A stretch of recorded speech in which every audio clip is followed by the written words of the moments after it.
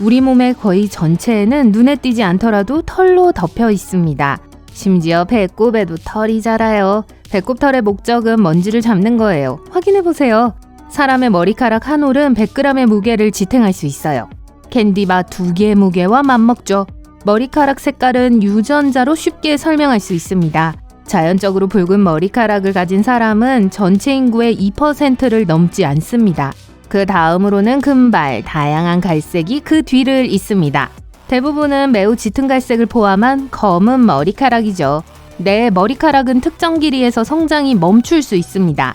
머리카락은 보통 2년에서 7년까지 자라기 때문에 보통 106cm를 넘지 않아요. 가장 긴 머리카락으로 기록을 경신한 중국의 이 여성은 제외하고요. 2004년에 그녀의 머리카락 길이는 5.6m였습니다. 나이가 들면 머리카락은 원래의 색을 잃게 됩니다. 이는 케라틴이 색소를 덜 받기 때문이죠. 나이가 들어감에 따라 모낭의 색소 세포는 점차 사라집니다. 그리고 머리카락이 회색이 돼요. 시간이 지나면 색소가 전혀 생성되지 않아요. 바로 그때 머리카락이 하얗게 변합니다. 인체에서 혈액으로부터 영양분을 공급받지 못하는 유일한 부위는 눈의 각막입니다. 대신 눈 앞쪽의 눈물과 체액으로부터 영양분을 공급받습니다. 사람의 눈은 자동차 엔진과 비슷해요. 제대로 작동하려면 다양한 액체가 필요하죠. 엔진에는 휘발유가 필요하고 눈에는 눈물이 필요합니다. 엔진이 잘 작동하려면 눈물이 눈 전체에 고루 분포되어야 합니다. 그래서 우리는 하루에 최대 2만 번까지 눈을 깜빡여요. 그래서 눈꺼풀은 앞 유리 와이퍼와 같아요. 우리 몸에는 2개의 정말 빠른 근육이 있어요. 눈꺼풀을 닫는 걸 제어하죠. 우리 몸에서 가장 빠른 근육입니다. 눈은 연약하고 보호가 필요하기 때문에 반사가 시작되면 이 근육은 약 100m초 이내에 눈을 감습니다. 0.1초를 넘지 않아요. 우리는 보라, 파랑, 초록, 노랑, 노랑, 빨강만 인식합니다. 다른 모든 것은 이 3가지의 조합이죠. 사람마다 약간의 시력 차이가 있기 때문에 사람의 눈이 얼마나 많은 조합을 보는지 계산하는 건 불가능해요. 하지만 평균적으로 약 100만 개의 조합이 존재합니다. 아시겠죠? 색을 구별하지 못하는 생맹은 남성의 약 8%, 여성의 0.5%에게 영향을 끼칩니다. 하지만 색상 자체는 생각만큼 안정적이고 객관적이지 않아요. 여러 실험에 따르면 지리적 위치, 언어, 성별 등 여러 요인에 따라 사람들이 색을 다르게 경험하는 것으로 나타났어요. 즉, 친구와 같은 일몰을 즐기면서도 자신도 모르게 전혀 다른 색을 볼 수 있다는 뜻입니다. 지문과 마찬가지로 눈동자 색도 고유합니다. 심지어 빛을 인식하는 방식에 영향을 미쳐 독특한 시각을 만들 수도 있습니다. 이것이 어떻게 가능한지 이해하려면 눈 색깔이 어떻게 형성되는지 알아야 해요. 안구에서 색을 띠는 부분은 홍채입니다. 홍채에는 색소 침착이 포함되어 있으며 그 함량에 따라 눈 색깔이 결정돼요.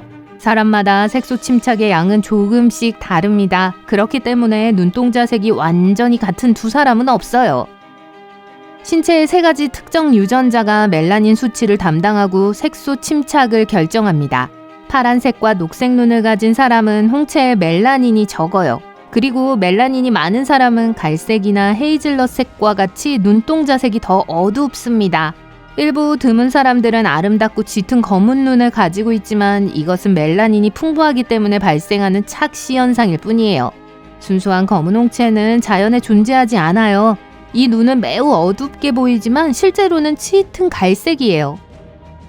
연구에 따르면 눈 색소 침착은 눈 색깔이 어둡거나 밝음에 관계없이 시력에 영향을 미치는 것으로 나타났습니다. 눈 색깔이 밝은 사람은 빛에 더 민감하기 때문에 맑은 날에 불편함을 느낄 수 있습니다. 눈동자 색이 연해서 외출할 때 눈을 찡그리고 다녀야 한다면 선글라스를 착용하세요. 홍채에는 태양광선으로부터 보호하는 역할을 하는 색소가 적어요. 하지만 멜라닌이 천연 선글라스처럼 작용하기 때문에 눈이 어두운 사람에 비해 야간 시력이 더 좋아집니다. 반대로 눈동자 색이 어두우면 낮에 밝은 빛에 더 잘 대처할 수 있습니다. 짙은 눈을 가진 사람은 자동차 헤드라이트에 방해를 받지 않기 때문에 밤에 운전할 때 더 편리해요. 주변 시야는 거의 완전히 흑백입니다. 망막의 중앙에 색을 감지하는 원추체가 측면보다 더 많기 때문이죠. 여성은 2개의 X 염색체를 가지고 있고 남성은 1개만 가지고 있기 때문에 남성보다 더 많은 색을 구별할 수 있습니다. 염색체 중 하나에 문제가 있어도 여성은 여전히 색을 정확하게 볼 수 있습니다. 그렇기 때문에 여성은 색맹이 거의 없습니다.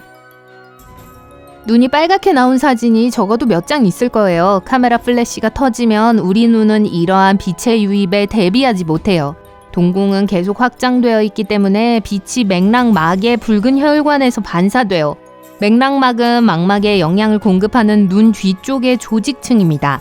가끔 눈앞에 보이는 이상하게 생긴 파리는 바로 안구 부유물이에요. 눈의 특정 부위에 있는 작은 구조적 결함으로 인해 빛이 통과하지 못하기 때문에 이런 현상이 나타나죠. 나이가 들면서 더 심해집니다. 깨어있는 시간 중 10%는 눈을 감고 있는 시간입니다. 눈을 깜빡이는 시간이죠. 인간은 박쥐나 돌고래처럼 반향 위치를 사용할 수 있습니다. 약간의 훈련만 받으면 어둠 속에서도 사물에 반사되는 소리를 분석해 주변 환경을 파악하고 길을 찾을 수 있습니다. 우와, 연습해야겠네요. 약 6%의 사람들이 안구를 앞뒤로 빠르게 진동시키고 흔들 수 있습니다. 눈에 이상이 있다는 뜻이 아니며 단지 독특한 트릭일 뿐이에요. 속눈썹의 주된 목적은 눈을 보호하고 공기 중의 모래, 습기, 먼지, 이물질로부터 눈을 보호하는 것입니다. 속눈썹은 벌레가 날아오는 등 눈에 너무 가까이 다가오는 것을 감지하여 눈 깜빡임 반사를 작동시킵니다. 눈 깜빡임은 눈물점에 끼인 작은 입자나 이물질을 씻어내야 할 때에도 도움이 돼요. 눈꺼풀에 있는 작은 구멍이죠. 눈물이 배출되는 곳이에요. 눈썹은 땀이 눈으로 직접 흘러 들어가는 것을 막아줍니다. 눈썹의 피부와 뼈의 모양도 함께 작용하여 땀이 얼굴 옆으로 배출되도록 합니다. 양파는 특수 화학 자극제인 프로페닐스루펜산을 생성합니다. 이 물질은 눈의 특수 분비샘을 자극하여 눈물을 분비하게 해요. 코는 아마도 신체에서 가장 과소평가된 부위 중 하나일 거예요. 코가 없다면 우리는 음식을 즐길 수조차 없을 거예요. 음식 맛의 약 80%는 코와 냄새를 인식하는 능력 덕분이에요. 음식을 먹을 때 코를 막고 있으면 거의 아무것도 맛볼 수 없어요. 후각이 없으면 주로 질감으로 음식을 인식할 가능성이 높기 때문에 양파는 상큼한 사과와 크게 다르지 않을 수 있어요. 과학자들은 인간이 약 10,000가지의 냄새를 구별할 수 있다고 믿었지만 이는 잘못된 생각이었습니다. 최근 연구에 따르면 사람들은 실제로 1조 개 이상의 냄새를 구별할 수 있는 것으로 나타났어요. 또한 우리는 다른 어떤 것보다 냄새를 더 잘 기억하며 냄새를 통해 먼 기억을 떠올릴 수도 있습니다. 코는 단순히 숨을 쉬고 냄새를 맡는 데만 도움이 되는 건 아니에요. 코는 민감한 목과 폐를 위해 공기를 필터링해요. 우리가 건조한 공기를 들이마시면 코는 공기를 적시고 식히고 필요할 경우 가열해요. 또한 코는 공기 중에 먼지를 청소해요. 양쪽 콧구멍이 항상 똑같이 작동하는 건 아니에요. 숨을 쉴 때 한쪽 콧구멍이 대부분의 작업을 수행합니다. 그리고 한두 시간마다 바뀝니다. 18%의 사람들은 양쪽 귀를 동시에 움직일 수 있지만 22%는 한 번에 한쪽 귀만 움직일 수 있습니다. 귀를 움직이는 사람들은 고양이처럼 인류의 조상으로부터 물려받은 근육의 흔적을 갖고 있어요. 어떤 사람들은 머리에서 굉음을 낼 수 있습니다. 귀나 턱을 긴장시키기만 하면 돼요.